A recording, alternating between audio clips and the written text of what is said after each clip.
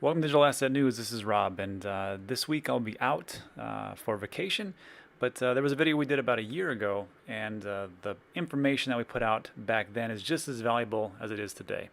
And we're going to talk about is some sage words of advice from one of the only gentlemen, one of the few to beat the S&P 500 as far as the hedge fund. That is Peter Lynch, and he's going to give you some of probably the best investment advice I have ever heard in my life, and how it pertains today in this bear market, and of course in the eventual bull market, which are just a natural cycle. So without further ado, I'm going to just turn it over to Peter Lynch.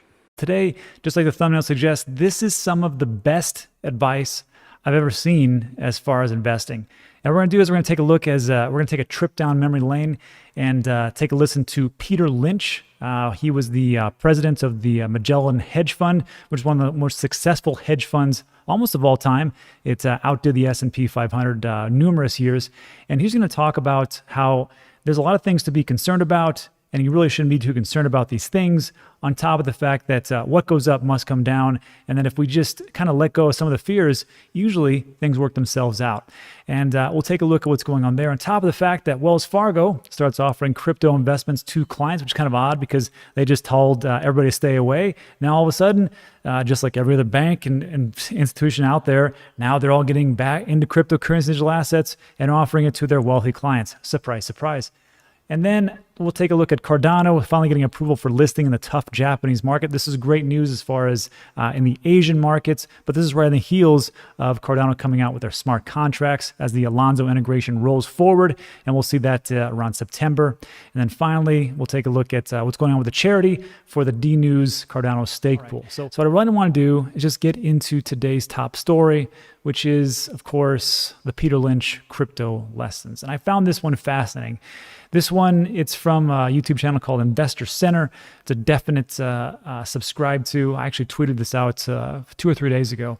And I'm just going to have Peter Lynch talk to you about what this was. This was back in '97. This is quite some time ago. And you might be asking yourself, if you're not familiar, like, who's Peter Lynch and why is Rob talking about Peter Lynch? Who cares? Well, Peter Lynch, manager of the Magellan Fund at Fidelity Investments between '77 and 1990. Lynch averaged a 30% annual return, which is consistently more than the S&P 500, making it the best performing mutual fund in the world, and I think maybe perhaps ever. And what was shocking to me is that a 30% return, people are like, oh, well, it's just a mutual fund, but I mean, how good is that? Well, over time, mutual funds don't do that hot. And if you remember this thing called Buffett's bet, but Warren Buffett came out and said, look, you guys are overpriced and everything. You're making it too complex. Everybody should just invest in the S&P 500 as far as an index fund. And in 2008, he issued a challenge to the hedge fund industry, all of them, and said, look, I will pay you $1 million if you can beat the S&P 500 over a specific amount of time. I think it was like 10 years. And the only one that took him up was Protege Partners. And here's what happened. Protege co-founder, who left the fund in 2015, conceded defeat ahead of the contest scheduled to wrap up on December 31st, 2017, states, for all intents and purposes, the game is over and I lost. So that's very telling, just so you know, that all of the hedge funds out there, I mean, $1 million is nothing to sneeze at, right? And they all just said, nope, we're not taking that. Only one did it, and they got the pants beat off them. So that's why it's so impressive to me that Peter Lynch could come here and do 30%, which is way more than the S&P 500, which is roughly 10%. So he could 3x it. So this is why I like to listen to smart money. So I'm just going to let Peter talk to you about why it's just important just to calm down, take a look at the big picture. And it doesn't really matter if you don't know where things are going, because guess what? Neither did Peter Lynch. Let's take a listen. See, everybody's got the brain power to do well in the stock market. The question is whether you have the stomach. That's the key organ in the body. There's always something to worry about. In the 50s, it was depression and nuclear war. The 50s was the best decade this century for the stock market, except for the 80s. Only slightly better. The 80s were only slightly better. People didn't expect a lot. We had an okay, it wasn't a great decade. They just didn't expect much. We made it through. And the stock market was terrific. Do you remember when oil went from 4 to 40? Remember that period? Oil went from 4 to 40, and the experts said it was going to go to 100, and all the countries of the world were going to go bankrupt. And the big banks are going to go bankrupt, and we're going to have a Great Depression, and the stock market's going down, and you're going to wind up selling pencils and apples. No. Oil went from 4 to 40, and the experts said it was going to go to 100. Within 2 years, oil was at 14. The experts, now much higher paid at this point, are saying it's going to go to 4, and we're going to have a depression. And people believed it again. You know, I remember when the money supply was growing too fast. They said we're going to have a depression. Then it was growing too slow. We're going to have a depression. Remember the LDC debt? Remember the LDC debt? All the banks. Our banks are very smart. They lend all their net worth to Zimbabwe and Botswana and Botswana and all these countries, Chile, a lot of countries I can't pronounce. This is Chase Manhattan and Chemical and Manufacturers Hanover. These countries weren't doing so well. Then they were called undeveloped countries or less developed countries. Now you have to call them emerging countries. It's not politically correct to call anybody an undeveloped country. It's like I just found out the other day that the term for somebody that's overweight is laterally challenged. You have to say laterally challenged. But these were LDC debt. They were all going to go bankrupt and we're going to have a depression.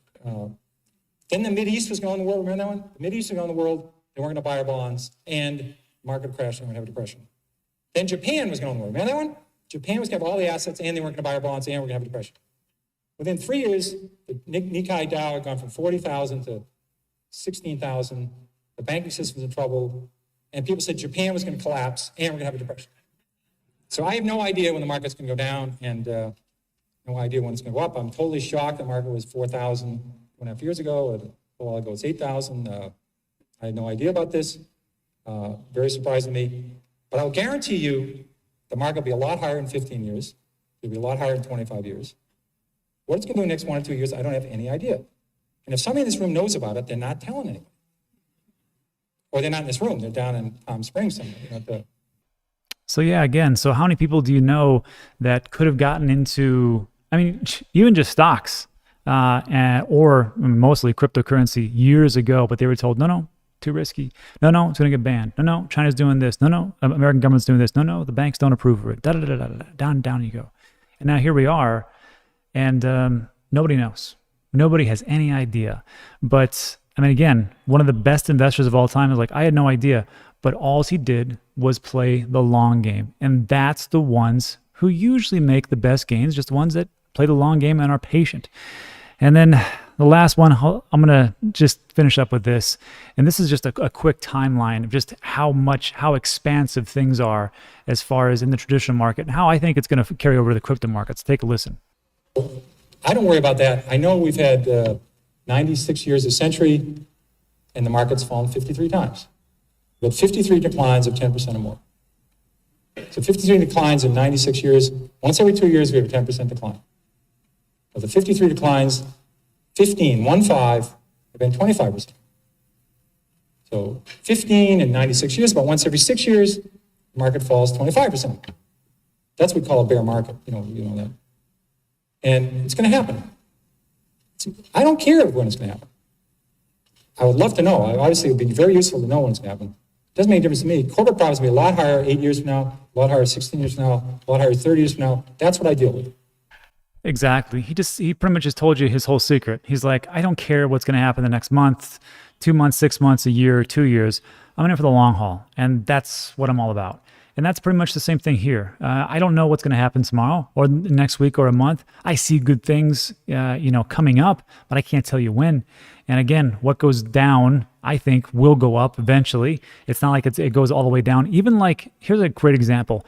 Even Hertz Rent-A-Car, which was being made fun of by everybody because all the millennial investors and Gen X and Gen Y and Gen Z or whatever else it is, they were piling into Hertz because it was such a low stock to buy. But guess what? It was in bankruptcy. And they're making fun of them like, you morons, you have no idea. But guess what? All they had to do was wait. And they came out of bankruptcy. And guess who got rewarded the most? The ones who paid for Hertz Rent-A-Car. And I don't know how much it is right now, but those guys made a killing. So again, just taking a look at history from the, lessons from the past, you can kind of see where things are going. Don't look at the short term. When in doubt, zoom out. I see there's a lot of good things. I could care less. I couldn't care less about what's going on today or tomorrow or next week or a month or 6 months. I see some good things happening. I just don't know when.